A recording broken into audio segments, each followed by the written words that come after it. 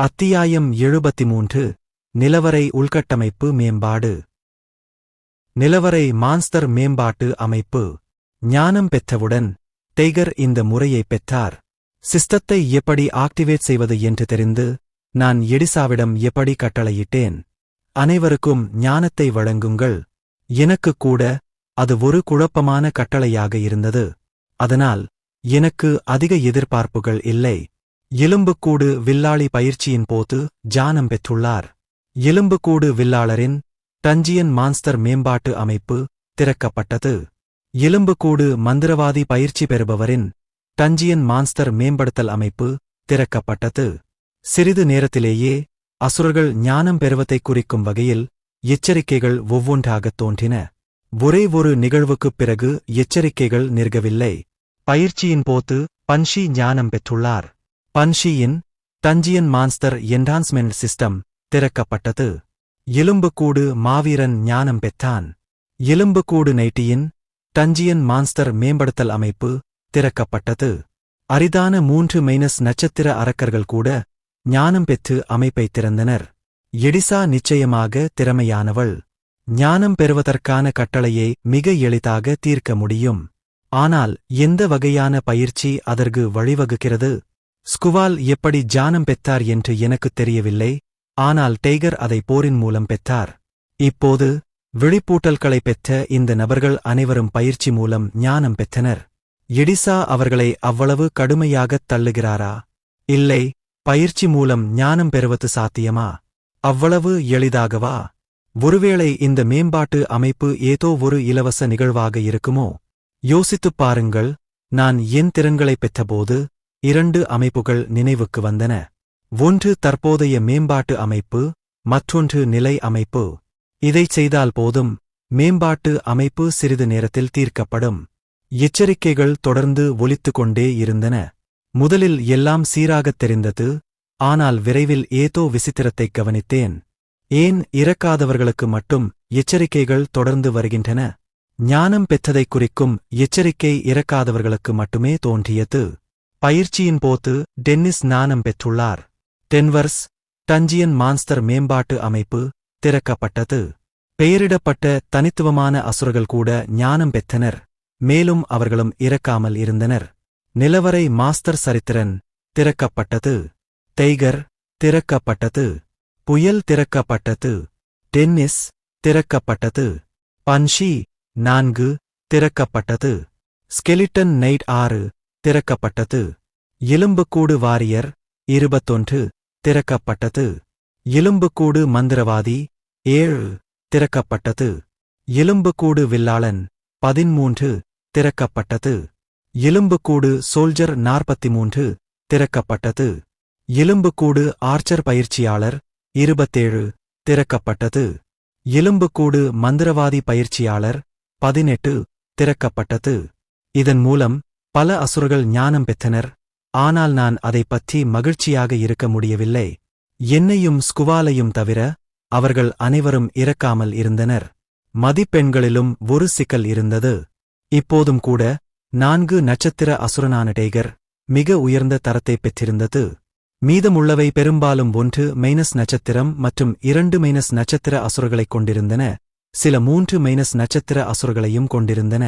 இருப்பினும் 1- நட்சத்திர மற்றும் 2- நட்சத்திர அசுரர்களை மயக்குவது வீணானது போல் உணர்ந்தேன்.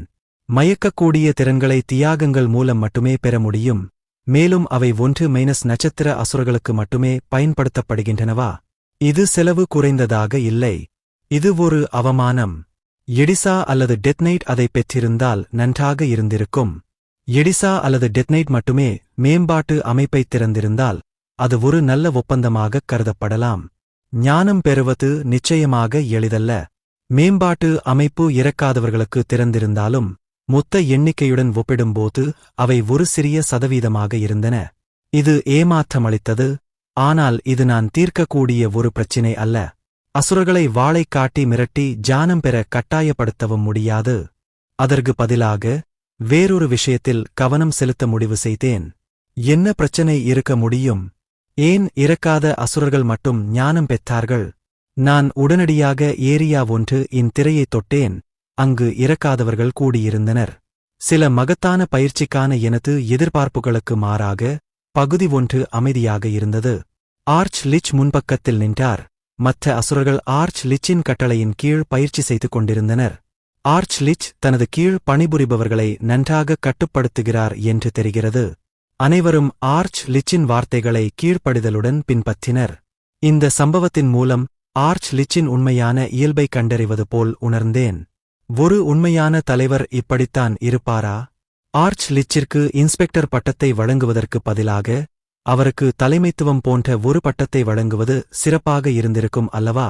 மற்ற இடங்களைப் பார்க்கலாம். பகுதி 1ஐ சரிபார்த்த பிறகு உடனடியாக திரையைத் தொட்டு அடுத்த பகுதிக்குச் சென்றேன். அதுதான் ஏரியா 2. பகுதி 2 பூதங்களால் நிறைந்திருந்தது. பெரும்பாலான பகுதிகள் தற்காலிக குடிசைகளால் ஒன்றாக கட்டப்பட்டிருந்தன. குடிசைகள் இல்லாத மூலையில் பூதங்கள் பயிற்சி பெறுவதைக் காண முடிந்தது. அது அரை மனதுடன் செய்யப்பட்ட பயிற்சியும் அல்ல. அவர்கள் உண்மையிலேயே தங்களால் முடிந்த அனைத்தையும் செய்து கொண்டிருந்தார்கள். உண்மையில் அவர்கள் ஏரியா 1இல் உள்ள இறக்காதவர்களை விட கடினமாக உழைப்பதாகத் தோன்றியது. இல்லை, அவர்கள் உண்மையிலேயே கடினமாக உழைக்கிறார்களா? அவர்கள் இவ்வளவு விடாமுயற்சியுடன் பயிற்சி பெற்றிருந்தாலும் பூதங்கள் எந்த ஞானத்தையும் பெறவில்லை. எனக்கு அந்த விவரம் புரிந்தது. ஏன் இறக்காதவர்கள் மட்டும் ஞானம் பெற்றார்கள்? மற்ற இனங்களால் ஏன் அதைச் செய்ய முடியவில்லை? இறக்காதவர்களுக்கும் மற்ற இனங்களுக்கும் என்ன வித்தியாசம்? இந்த முடிவுக்கு என்ன வித்தியாசம் வழிவகுத்தது என்று நான் யோசித்தேன். பகுதிகள் 1 மற்றும் 2க்கு இடையில் தொடர்ந்து நகர்ந்து நான் நிலவரையைச் சுற்றிப் பார்த்தேன். பின்னர் திடீரென்று ஒரு வாய்ப்பு நினைவுக்கு வந்தது. வசதிகளில் வேறுபாடுகள். தற்போதைய நிலவரை 5 முக்கிய பகுதிகளாகப் பிரிக்கப்பட்டது. ஏரியா 1 முதல் ஏரியா 4 வரை மொத்தம் 4 பகுதிகள். இத்தயங்கள் அமைந்துள்ள நிலவரையின் மையப்பகுதி உட்பட மொத்தம் 5 இடங்கள் இருந்தன. அதிக முக்கியத்துவம் இல்லை. மையத்தைத் தவிர இது ஒத்த இனங்களை ஒன்றாக இணைக்கும் ஒரு எளிய வடிவமைப்பாகும். இதை நான் ஒரே வார்த்தையில் விவரிக்க முடியும். ஒரு குடியிருப்பு நிலவரை. அது வெறுமனே அரக்கர்கள் வசிக்கக்கூடிய ஒரு வாழ்க்கை இடமாக இருந்தது. அதில் குறிப்பாக குறிப்பிடத்தக்கது எதுவும் இல்லை. நிச்சயமாக நிலவரைகள் அரக்கர்களுக்கான எளிய நோக்கங்களைக் கொண்ட இடங்களாக இருந்திருக்க அதிக வாய்ப்புள்ளது.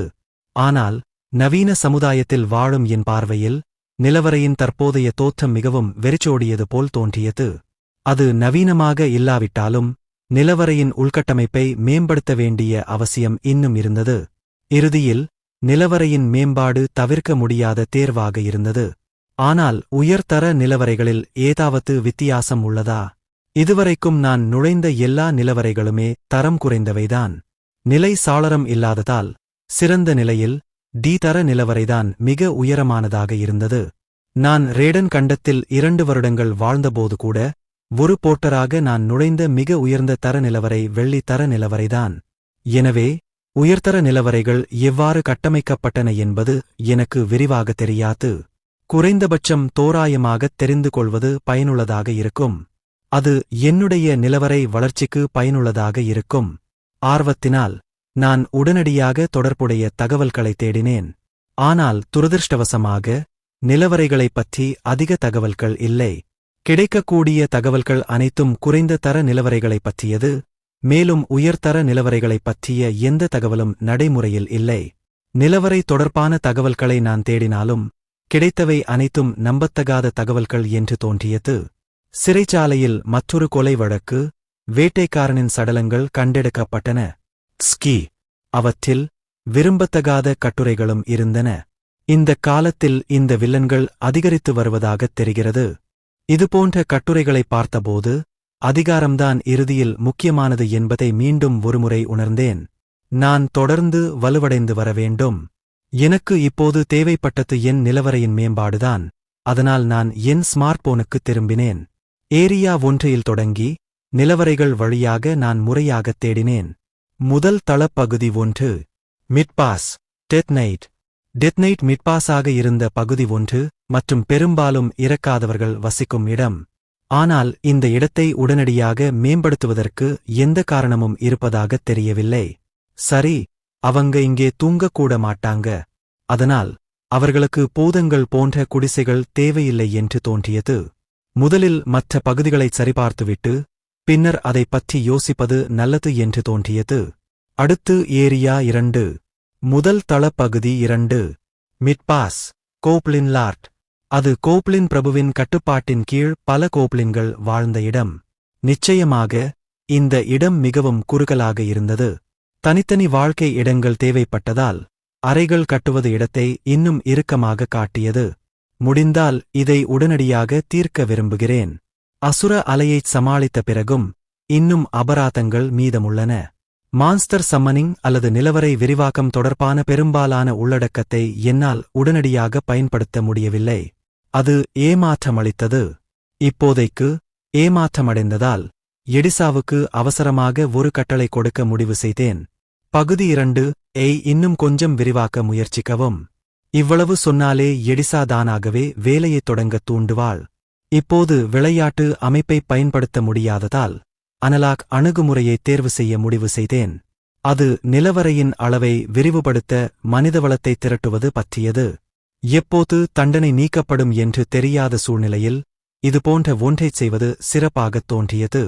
அபராதம் நீக்கப்பட்டவுடன் அதை இன்னும் திறம்பட மேம்படுத்த இந்த அமைப்பை பயன்படுத்த முடியும். விரிவாக்கத்துடன் கூடுதலாக பூதங்கள் எந்த நேரத்திலும் பயிற்சி பெறும் வகையில் ஏரியா 2 ஒரு பயிற்சி மைதானத்தை உருவாக்க திட்டமிட்டேன். இப்போதைக்கு குறைந்தபட்சம் ஏரியா 2 உள்ள நிலவரை விரிவாக்கம் மற்றும் பயிற்சி மைதானத்தை நான் நினைவில் கொள்ள வேண்டும். எனக்கு உதிரி வளங்கள் இருந்தால் நான் அறைகளையும் மேம்படுத்துவேன். நான் உடனே திரையைத் தொட்டேன். கங்கனா நன்றாக இருக்கிறாள். அடுத்து ஏரியா 3. ஏரியா 3 தனி மிட்பாஸ் இல்லை. பரந்த வயலின் மையத்தில் மாமிச தாவரங்கள் இருந்தன. இரத்தம் உறிஞ்சும் பட்டாம்பூச்சிகள் மட்டுமே காற்றில் பறந்தன. மூலைகளில் சிலந்திகள் வசித்து வந்தன. அது அமைதியாகத் தெரிந்தது. அவர்களுக்கு மத்தியில் ஒரு சிறு குழந்தை கங்கனா அலைந்து கொண்டிருந்தது. கங்கனா இன்னும் என்னுடைய நிலவரையுடன் இணைக்கப்படாததால் விரிவான விளக்கத்தை என்னால் சரிபார்க்க முடியவில்லை. அவள் ஒரு காட்டேரி என்பது பற்றிய தகவலை மட்டுமே என்னால் உறுதிப்படுத்த முடிந்தது. ஆனால் கங்கனா மற்றவர்களை விட கடினமாக உழைத்துக் கொண்டிருந்தார். இப்போதும் கூட கங்கனா தண்ணீர் எடுக்க ஏரியா 4 உள்ள ஏரிக்கரைக்கு முன்னும் பின்னுமாகச் சென்று கொண்டிருந்தார். அவள் தாவரங்களின் மீது தண்ணீரை தெளிப்பதன் மூலம் ஏரியா 3 தனக்கே உரிய முறையில் நிர்வகித்து வந்தாள். ஆனால் அவருக்கு அடுத்தவர் யார்? கங்கனா தவிர இன்னொருவர் என் கண்ணில் பட்டார். நான் அதை கிளிக் செய்தேன். ஆனால் கங்கனாவைப் போலவே அது என் நிலவரையுடன் இணைக்கப்படவில்லை. நாரியலா? குறைந்தபட்சம் ஒரு பெயராவது வந்துவிட்டது. ஆனால் மேலதிக தகவல்கள் எதுவும் வெளியாகவில்லை. அது விசித்திரமாக இருக்கிறது. நான் ஸ்கிரீனை பெரிதாக்கிப் பார்த்தேன். ஆனால் அந்த நபர் ஆழமாக அழுத்தப்பட்ட தொப்பியை அணிந்திருந்ததால் அவர்களின் தோற்றத்தை தெளிவாக காண முடியவில்லை. நிலவரையுடன் தொடர்பில்லாத 2 வெளியாட்கள் ஏற்கனவே இருந்தது விந்தையாக இருந்தது. அது சரியா இருக்கணும், இல்லையா? எடிசா ஏதோ ஒரு காரணத்திற்காக நரியலை நிலவரைக்குள் கொண்டு வந்திருக்க வேண்டும் என்று நினைத்தேன். ஆனாலும் எல்லாவற்றையும் அவளிடம் விட்டுவிடுவது நல்லதல்ல என்பதை நான் உணர்ந்தேன். நான் சிந்தனையில் மூழ்கிவிட்டேன். எடிசாவிடமிருந்து விரைவில் அறிக்கைகளை கோர முடிவு செய்தேன். ஏரியா 3 கவலைப்படுவதற்கு எந்த குறிப்பிட்ட பகுதிகளும் இல்லை. அந்தக் கருத்திலிருந்தே அது இயற்கையைப் பற்றியது. முக்கிய மக்கள் தாவர வகை அரக்கர்களாகவும் பூச்சிகளாகவும் இருந்ததால் ஞானம் அல்லது அது போன்ற எதற்கும் அதிக முக்கியத்துவம் இருப்பதாகத் தெரியவில்லை. நான் ஏதாவது ஒன்றைப் பற்றி கவலைப்பட வேண்டும் என்றால் அது நெருப்புக்கு மிகவும் பாதிக்கப்படக்கூடியது. வயல்வெளிகளும் தாவரங்களும் இருந்த பகுதி 3 தீயினால் மிகவும் பாதிக்கப்படக்கூடியதாக இருந்ததன் குறைபாட்டைக் கொண்டிருந்தது. இதற்காக நான் ஒரு தனிப்பிரிவை ஏற்பாடு செய்ய வேண்டும். ஏரியா 3 ஊடுருவும் நபர்கள் தீயை மூட்ட வேண்டுமென்றால் அதை அடக்குவதற்கு மனிதர்கள் இருக்க வேண்டும். நான் அதை பூதங்களிலிருந்து தயாரிக்க வேண்டுமா? எல்லாவற்றிற்கும் மேலாக பூதங்கள்தான் எஞ்சியிருந்தன. எனவே நான் பூதங்களைக் கொண்ட ஒரு தீயணைப்புப் பிரிவை உருவாக்க முடிவு செய்தேன். சர் டெத்னைட் எடிசாவை பார்த்து இதுவரை ஏரியா 4 ஏரிக்கரையை சுத்தம் செய்து கொண்டிருந்தார் என்ற கேள்வியை கேட்டார். மாஸ்டர் ஒரு உத்தரவு பிறப்பித்துள்ளார். எடிசாவின் வார்த்தைகளுக்கு டெத்னைட் எதிர்வினையாற்றினார். எஜமானரிடமிருந்து ஒரு உத்தரவு. இப்போது அவர்கள் இறுதியாக நிலவரையை விட்டு வெளியேற முடியுமா? எடிசா தொடர்ந்து பேசுவதற்காக டெத்னைட் ஆவலுடன் காத்திருந்தார். முதலில் இதை எடுத்துக்கொள். எடிசா பேசி முடித்தவுடன் அவளுக்கு அருகில் இருந்த ஒரு எலும்புக்கூடு குதிரை டெத்னைட்டிடம் ஒரு பிகாக்ஸை கொடுத்தது. இந்த கோடாரி எதற்காக? இனிமேல் எஜமானர்களின் உத்தரவுப்படி நாங்கள் ஏரியா 2 ஐ விரிவுபடுத்துவோம். மரண மாவீரர்களின் தண்டனை தொடர்ந்தது.